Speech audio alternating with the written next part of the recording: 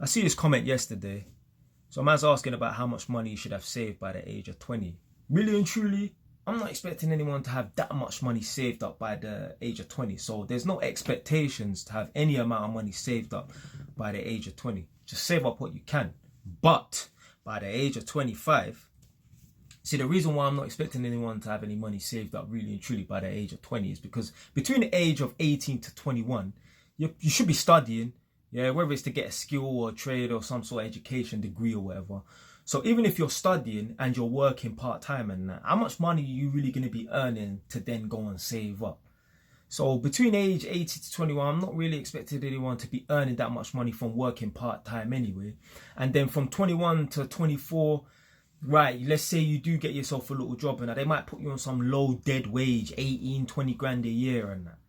But by the age of 25, you should be established. You should have some sort of degree, skill or trade behind you where someone wants to pay you some decent money. You see, you should be useful to the world at age 25 so that someone wants to pay you between 30, 35 and 40 grand a year. And when you're earning between 30, 35, 40 grand a year, you should be able to save up round about £1,000 a month. I know every month is not going to be the same, but you should be able to save up between £800 to £1,000 every single month. And you do that every month in, month out, you should be able to save up between 9 and 11, 12 grand a year. Just call it 10 grand a year. So from the age of 25, you should be earning your 30s, your 35s, your 40 grand a year. You should be able to save up roughly around £1,000, which equates to £10,000 a year. And at the age of 30, you should be sitting on 50 grand. So from 25, you shouldn't be playing no games on these dead low wages and that. You shouldn't be hopping from career to career, from job to job and that. You should be established, yeah, in your field. Me, I've only ever been an electrician, an electrical tester.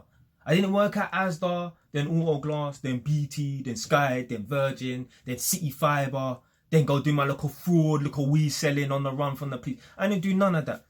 Well, back in the day, but yeah. From when I got an apprenticeship and that, I've always just been an electrician.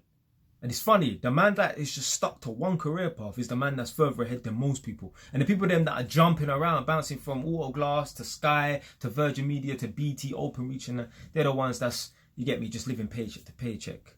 So at the age of 20, I ain't got no expectations for anyone. Just save as much as you can.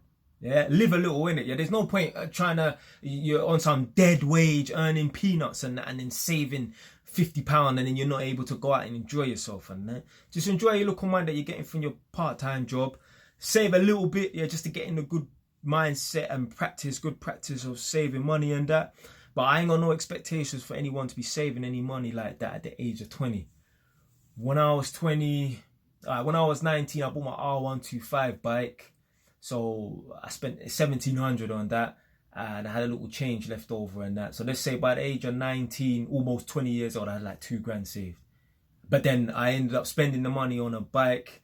So when I was 21 years, I didn't have that much money saved. But as soon as I got on my good wage at the age of 21, I think maybe it was the year 2013 or the year 2014. Bam, that's when I started saving money. So, yeah. And even then, when I was an apprentice and I was earning,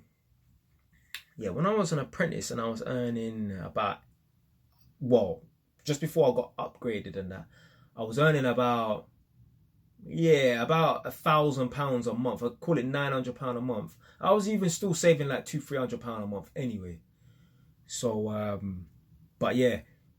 At the age of 20, I ain't got no expectations for anyone to be saving up any money, really and truly. Just save what you can, still enjoy yourself, live a little bit and that. But once you get to the age of 25 and or you're earning the decent monies, the 30s, the 35s and the 40s and that, you shouldn't be playing about. You should be saving up £900, £1,000 a month, £10,000 a year, and then do that for 5 years. By the age of 30, you should be sitting on 50 grand. Me, I would have been sitting on 50 grand by the age of 30, but I went and bought properties and that.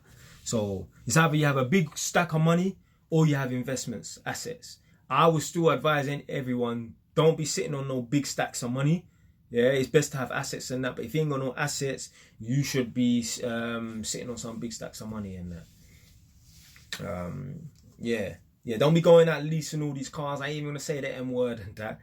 There's some people, they'll be driving these nice flashy cars and that brand new car, and they think, oh, this is my asset and that. Like, yeah, like, fam, it's not an asset, it's a liability, because that car there is doing only but draining your pockets, putting a hole in your wallet. You see, my piece of shit Honda is actually an asset rather than a liability, because if I did not have that car, I couldn't work. Not if I didn't have that car, oh, I'd have to get the bus. No, if I didn't have that car, I couldn't work. You see, today, obviously, I got a little bit of like, I don't know if you can see, a little paint on me and that. Man was painting my flat and that. I'm going to go back there in a few hours and that. If I didn't have my car, I would have to hire out a van. That's going to be more of an expense than not having a car. Yeah? So my car is actually is an asset rather than a liability. It's crazy. You got people out here who will take out a loan to pay off their finance and that, and they're financing depreciating assets. So it's like a double negative. You're taking out a loan, which is a liability, to buy a car, which is also a depreciating asset. That's a double negative. You're better off fucking taking out a loan to buy a property, which is an appreciating asset, which gives you short-term money and long-term money. Long-term money is obviously, it goes up in value, 10 grand a year, for example. And short-term money is every month you get a little bit of rent money, which turns into profit in that. So, but back to the original point, by the age of 20, I ain't got no expectations for anyone. Yeah? Save what you can. But by the age of 25, and if it comes earlier, because like with me, by the age of 21, 22, I was earning 28, 30 grand a year. You should be saving up £1,000 a month. If not, by the age of 25, you should have a decent paying job where you can save up £1,000 a month. Yeah? If you're not able to earn a decent wage, and you have no value to the earth in terms of the workplace. So you need to get yourself educated, get some sort of skill or trade where you have skills that you can bring value to a workplace and that. Yeah, and they'll think twice about firing your ass. Trust me, I would have to do some mad stuff to get fired from my workplace and that, because I bring value to them. Yeah? There's not that much electrical testers around. Plus, I'm very reliable. I don't take days off. Yeah, I went this whole year. It's December, I think the 27th today, the day after Boxing Day. I went this whole year, not one day off work. Not one day off work. Yeah, that's how dedicated I am to the task and that. But yeah, man, that's it for today, man.